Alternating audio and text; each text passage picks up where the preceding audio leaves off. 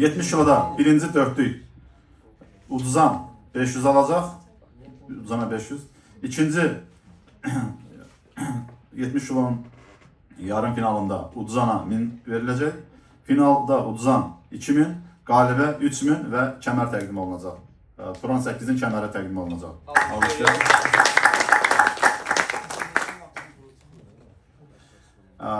Birinci uduzanlara isə iştirakçı medalı təqdim olunacaq 70 kilodan. İştirakçı medalı 80 kiloda yarım finalda birinci uduzanlara 500, finalda uduzanlara 1000, çempiona 2000 və eyni zamanda kəmər təqdim olunacaq. Alışlayaq.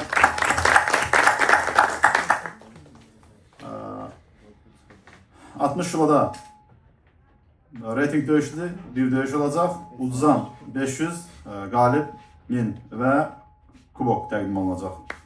Və ikinciyə isə medal təqdim olunacaq.